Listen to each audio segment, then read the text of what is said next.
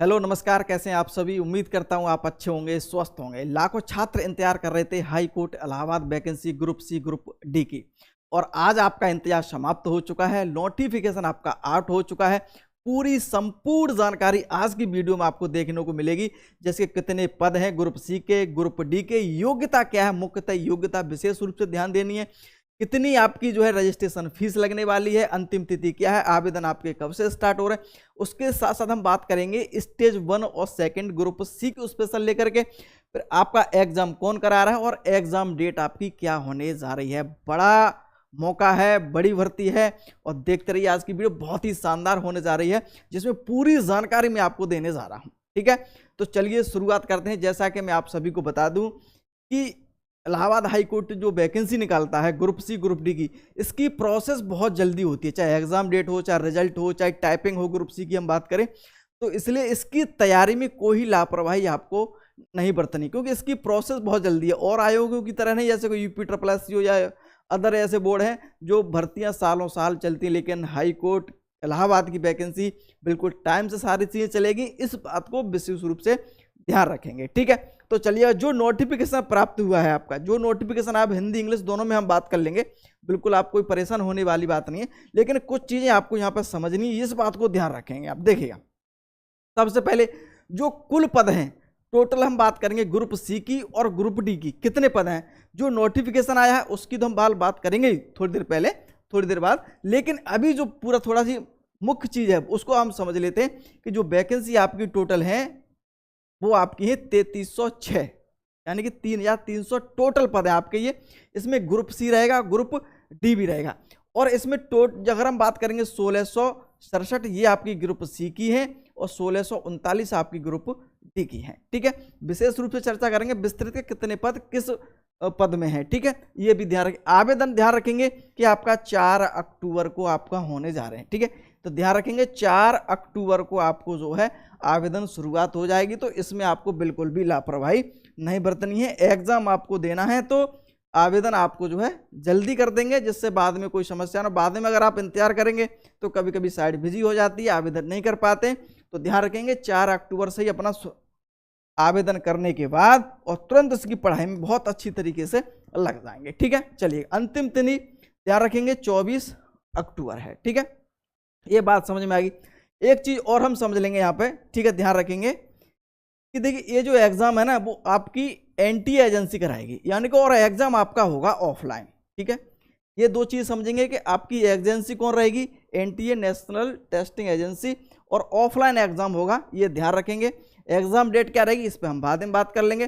तो चलिए, जो आपका नोटिफिकेशन आया है उस पर हम समझ लेते हैं भाई क्या है, किस प्रकार से रहता है। ठीक है, ऐसा मैं कर देता हूं जिससे आपको और साफ दिखाई देगा। देखिए क्या नोटिफिकेशन आपका आया है, साफ दिख रहा है ना, कोई दिक्कत तो नहीं है। चलिएगा, देखिएगा, सबसे पहले ये आपका इंग्लिश में है, ये आपका हिंदी में है। उच्च न्यायालय इलाहाबाद रिक्तियों की सूचना है, Uttar Pradesh civil court staff केंद्रीकृत भर्ती 2024-25। ठीक है, चलिएगा, अभी आप ये पढ़ सकते हैं उच्च न्यायालय इलाहाबाद के अंतर्गत उत्तर प्रदेश के जिला न्यायालयों में केंद्रीकृत भर्ती 2024-25 निम्नलिखित पदों पर सीधी भर्ती हेतु और उम्मीदवारों को ऑनलाइन आवेदन पत्र आमंत्रित किए जा रहे हैं। उम्मीदवार से एक से अधिक पदों के लिए आवेदन कर सकता है, ये ध्यान रखेंगे। आप रजिस्ट्रेशन जो है एक पदों से ज्यादा भी कर सकते हैं, एक पदों से ज्यादा आप आवेदन कर सकते हैं, कोई दिक्कत नहीं है इसमें। ठीक है, आवेदन आप कर सकते हैं, ग्रुप सी का भी कर सकते हैं, ग्रुप डी का भी कर सकते हैं। ठीक है, चलिएगा, अब हम बात कर लेते हैं। इसके लिए विस्तृत विज्ञापन पद अनुसार अलग अलग आवेदन करना होगा, रिक्तियों का विवरण निम्नलिखित है। ठीक है, सबसे पहले विज्ञापन संख्या आप देखेंगे। पहले हम बात करेंगे ग्रुप सी की, यानी कि सी से वैकेंसी कौन कौन सी है। तो श्रेणी ग में हम बात करेंगे आशुल्पिक, यानी कि ये है आपका स्टेनोग्राफर। ठीक है, ये आप देख सकते हैं यहाँ भी स्टेनोग्राफर लिखा है। ठीक है, दूसरा पद क्रमांक हम बात करेंगे श्रेणी ग में कनिष्ठ सहायक, यानी कि जूनियर असिस्टेंट। ठीक है, ये भी हम बात करेंगे। और इसी में श्रेणी ग में है संवर्ग पद में ये आपका देय प्रशिक्षु भी आपका इसी के अंतर्गत आता है, यानी कि आपका यहाँ पे है पेड अप्रेंटिस। ठीक है, तो ये भी ध्यान रखेंगे। अब हम समझ लेते हैं भाई कि देखो इसकी योग्यता क्या रहेगी, क्या ये न्यूनतम योग्यता, शैक्षिक योग्यता क्या है, ये ध्यान रखेंगे स्नातक, इसलिए इसके लिए क्या है आपकी स्नातक ली गई है आशुल्पिक के लिए, ध्यान रखेंगे। और स्पीड और ट्रिपल सी आपका, यानी कि ट्रिपल सी भी इसमें आपका लिया गया है। ट्रिपल सी ग्रुप डी में तीन दोनों में लिया जाएगा, ये ध्यान रखेंगे आप, ट्रिपल सी ध्यान रखेंगे, ठीक है। इसमें स्पीड जो रहेगी, जो आपका स्टेज 1 में तो एग्जाम होगा, स्टेज 2 में आप क्या रहेगा 25 वर्ड प्रति मिनट और 30 वर्ड प्रति मिनट आपकी क्या रहेगी स्पीड मांगी जाएगी, ये ध्यान रखेंगे। जिसमें आपकी इंग्लिश की स्पीड 30 और हिंदी की स्पीड कितनी निकाली जाएगी, वो आपकी 25 वर्ड प्रति मिनट आपसे ली जाएगी, ठीक है। आशुल्पिक में इसमें आपको जो है शॉर्ट हैंड आना भी जरूरी रहेगा, ठीक है, ये ध्यान रखेंगे। शायद इसमें लिखा नहीं है लेकिन शायद भूल होंगे, लेकिन आशुल्पिक स्टेनोग्राफर में क्या है तो आपकी शॉर्ट हैंड भी ली जाती है, ठीक है। ये होगी स्पीड। इसमें टोटल वैकेंसी 583 है टोटल दोनों में, ठीक है, ध्यान रखेंगे। इसमें हिंदी और अंग्रेजी दोनों की आशुल्पिक है। एज की अगर हम बात करेंगे तो आपकी एज हो जाएगी 18 से 40, ठीक है। और वेतनमान आपको पता है 2800 ग्रेड पे की ये नौकरी है, ठीक है। ये है आपका आशुल्पिक, यानी कि स्टेनोग्राफर की हम बात कर रहे हैं भाई। जूनियर असिस्टेंट को समझना है, इंटरमीडिएट यहाँ से आपका 12th पास लिया जाएगा, ठीक है। और ट्रिपल सी 25-30 वर्ड प्रति मिनट आपको पता ही है, स्पीड मांगी गई है, ठीक है। इंग्लिश की 30 और हिंदी की 25 आपको, लेकिन फॉन्ट की हम बात करें तो यहाँ पे मंगल स्क्रिप्ट पर टाइपिंग होती है, बस बाद में बात कर लेंगे। पहले जो वैकेंसी है, टोटल वैकेंसी इसमें 1054 है, ठीक है, ध्यान रखेंगे। इसमें 1054 वैकेंसी, जिसमें 932 आपकी कनिष्ठ सहायक है और 122 आपकी देय प्रशिक्षु है, यानी कि पेड अप्रेंटिस की वैकेंसी है, ठीक है। तो ये ध्यान रखें। इसमें भी क्या है आपका 1840 वर्ष एज है। और इसमें ग्रेड पे जो जूनियर असिस्टेंट का रहेगा वो 2000 रहेगा जूनियर असिस्टेंट का, और जो आपका देय प्रशिक्षु है यानी कि पेड अप्रेंटिस का है वो आपका 1900 ग्रेड पे की नौकरी है। तो ये ध्यान रखेंगे। चलिए, बात समझ में आई? कोई दिक्कत कोई समस्या आपको कोई नहीं होनी चाहिए। अब हम बात करेंगे, चलिए श्रेणी ग में ही एक ड्राइवर भी रहती है वैकेंसी, एक ड्राइवर की वैकेंसी रहती है। इसमें क्या है, हाई स्कूल ओनली 10th पास लिया जाएगा उसमें, ठीक है। और लेकिन आपको 3 वर्ष का है, कम अवधि 3 वर्ष से ज़्यादा अवधि का क्या होना चाहिए, ड्राइविंग लाइसेंस होना चाहिए। इसमें ओनली 30 पोस्ट हैं, 1840 वर्ष एज आपकी रहेगी इसमें, और 1900 ग्रेड पे की नौकरी है। तो ये आपको समझ में आएगी। देखो इसमें इंग्लिश में भी आप बिल्कुल समझ सकते हैं, ठीक है, इसमें कोई दिक्कत बात नहीं है, ठीक है। स्टेनोग्राफर आपका है, जूनियर असिस्टेंट, पेड अप्रेंटिस, और आपका ये ड्राइवर की वैकेंसी है। ग्रुप डी की आगे हम बात करेंगे। तो ये आप ग्रुप सी की हमने बात कर ली भाई, ये इसकी बात हमने कर ली।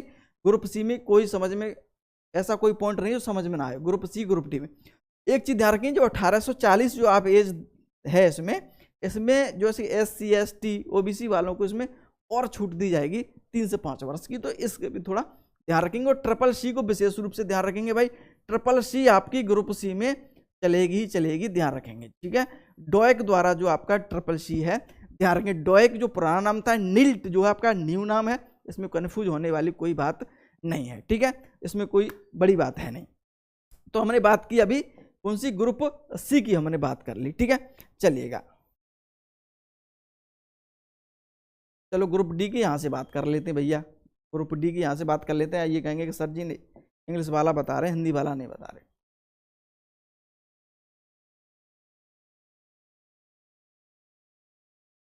ठीक है भाई, हटा देता हूँ। चलो ग्रुप सी की हम यहाँ से बात कर लेते हैं। देखिए ग्रुप डी, एक चीज और ध्यान रखेंगे, आप कह रहे हैं सर फीस क्या रहेगी, फीस हम अभी बात कर लेंगे, बिल्कुल आप एक ही पॉइंट रहेगा, नहीं परेशान मत हो, ठीक है।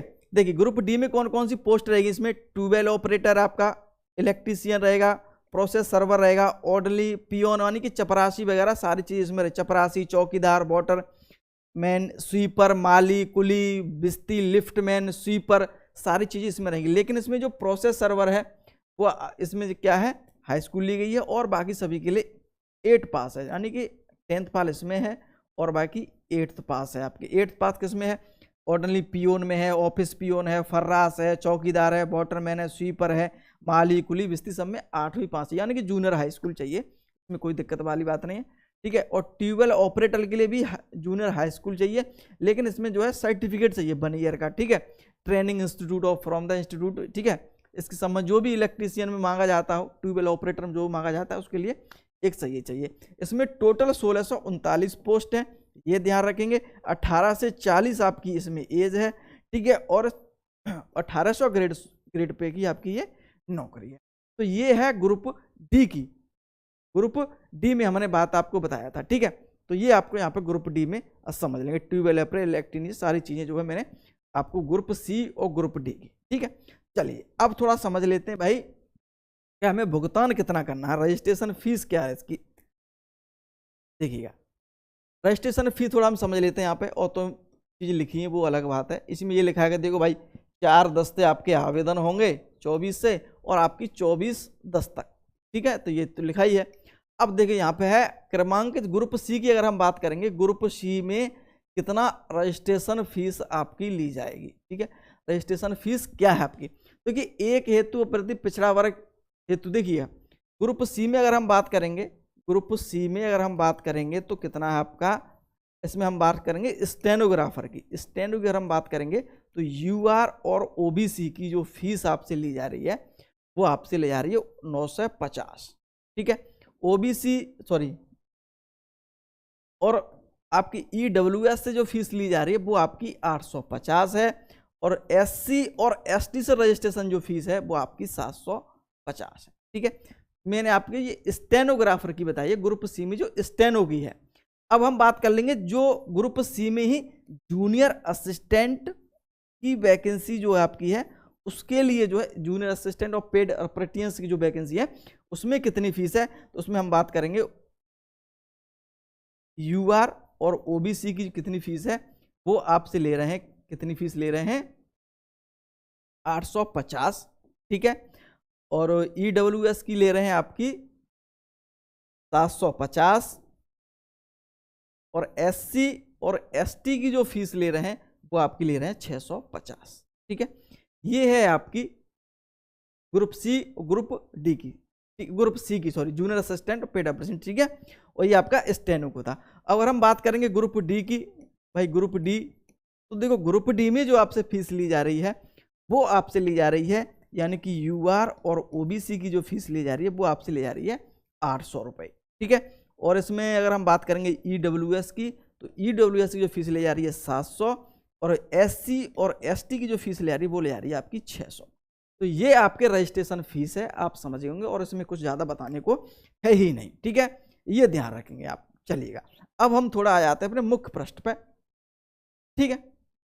यहाँ पे अब सारी चीज समझ में आई क्रमानुसार। एक चीज और यहाँ पे आपको समझ में, क्वालिफिकेशन आपको बता दी, तो एक बार फिर बता देते हैं। ग्रुप सी के लिए क्या है आपका, एक तो आपको स्नातक इसमें स्टेनो वाले में, ठीक है, स्टेनोग्राफर वाले में। ग्रुप सी में अगर हम बात करेंगे जूनियर असिस्टेंट के लिए, तो आपका 12th पास है। ट्रिपल सी तो आपका रहेगा ही रहेगा, इसमें भी रहेगा, इसमें भी रहेगा। स्पीड क्या रहेगी टाइपिंग की, ध्यान रखेंगे जूनियर असिस्टेंट की, तो 30 इंग्लिश और 25 आपकी रहेगी हिंदी। स्पीड दोनों में रहेगी, स्टेनो में भी और जूनियर असिस्टेंट में। लेकिन फर्क इतना पड़ जाएगा कि आपको वहाँ पर शॉर्ट हैंड भी आना जरूरी है, इस बात को आपको थोड़ा समझना है, ठीक है। चलिएगा बता दी भाई, टाइपिंग बता दी हमने, एज आपको 18 से 40 है ज़्यादातर भर्तियों में, ठीक है। अब हम बात कर लेते हैं ट्रिपल सी से, मैंने आपको बता दिया। अब जैसे कि स्टेज 1 और सेकंड में, देखो एक चीज़ यहाँ पर थोड़ा समझ लीजिए लोग। स्टेज फर्स्ट में क्या होगा, आपका ऑफलाइन एग्जाम होगा, ग्रुप सी की स्पेशल बात कर रहा हूँ मैं, ठीक है। और सेकंड में क्या होगा आपका, यहाँ पर टाइपिंग रहेगी, जैसे कि आपको पता है, ठीक है। तो ध्यान, अब हम बात करें सर एग्जाम कब होगा। बहुत सारे कहना सर सिलेबस, देखिए जो अभी नोटिफिकेशन जो अभी आउट हुआ है उसमें तो सिलेबस से संबंध कोई स्पेशल कोई जानकारी है नहीं, लेकिन मैं आपको बता दूं सिलेबस क्या आपका, ये सिलेबस रहेगा स्टेज फर्स्ट ग्रुप सी और ग्रुप डी में आपका ये सिलेबस रहता है। हिंदी के 25 क्वेश्चन, 25 क्वेश्चन रहेगा, 25 मार्क रहेंगे, ठीक है। इंग्लिश में 25 क्वेश्चन 25 मार्क, जनरल स्टडीज में 25 मार्क 25 क्वेश्चन, ठीक है। मैथमेटिक्स में 25 क्वेश्चन 25, यानी कि 100 क्वेश्चन का आपका पेपर होगा, 100 मार्क रहेंगे इसमें, ठीक है। तो ये ध्यान रखेंगे, ये 90 मिनट का आपका टाइम मिलता है इसमें, ठीक है। तो ये ध्यान रखेंगे, कोई नेगेटिव मार्किंग शायद इसमें रहती नहीं है, ठीक है। स्टेज सेकंड ग्रुप सी वाले ध्यान रखेंगे, ग्रुप सी वाले ओनली, इसमें क्या है टाइपिंग आपसे करवाई जाएगी। अगर आपने स्टेनो भरा है तो आपके शॉर्ट हैंड भरी है, शॉर्ट हैंड आपसे भी करवा जाएगी, और 25-30 स्पीड भी ली जाएगी आपसे, यानी कि स्पीड जो रहेगी आपकी जूनियर असिस्टेंट में, ध्यान रखेंगे, 30 वर्ड प्रति मिनट इंग्लिश और 25 वर्ड प्रति मिनट आपकी क्या रहेगी, हिंदी। तो ये आपकी स्पीड आपकी मांगी जाएगी। स्टेनो में भी यही स्पीड है, लेकिन उसमें जो है शॉर्ट हैंड भी आपको आना जरूरी है। तो ये आपको ध्यान रखेंगे, सिलेबस आपका ये रहेगा, मैं आपको बता रहा हूँ, ठीक है। चलिए अब मुख्य पॉइंट पर हम बात कर लेते हैं, भाई एग्जाम डेट कब है। मैंने आपको क्या बोला कि एग्जाम डेट की चिंता मत करिए, फॉर्म भरिए, तैयारी में बिल्कुल लग जाइए, चाहे हिंदी हो, चाहे जीके हो, चाहे मैथमेटिक्स हो, तैयारी आप लग जाइए। ध्यान रखेंगे आप, एग्जाम आपका निश्चित रूप से जो है, जैसे कि आपको पता है कि 24 अक्टूबर को क्या है, आपके अंतिम तिथि है आवेदन की, जल्दी ही प्रोसेस होगी। और ये एग्जाम आपका दिसंबर लास्ट और जनवरी में आपका एग्जाम होने की पॉसिबिलिटी, ज़्यादातर पॉसिबिलिटी है वो आपके जनवरी में एग्जाम होने की सबसे ज़्यादा संभावना है। तो तैयारी में लग जाइए, बहुत जल्दी आपका ये एग्जाम होगा। मैंने पूरी जानकारी बता दी, फिर भी कोई अगर मन में कोई डाउट रहेगी कि इस प्रकार की कोई डाउट है, तो निश्चित रूप से आप मुझे कमेंट कर सकते हैं, कोई दिक्कत कोई समस्या आपको नहीं होगी, ठीक है। उम्मीद करता हूँ, वैसे मैंने पूरी एक एक जानकारी आपको अच्छे दी है, पूरी वीडियो अगर आपने देखी होगी तो पूरी जानकारी आपको समझ में आ गई होगी, ठीक है। चलिएगा, बहुत बहुत धन्यवाद।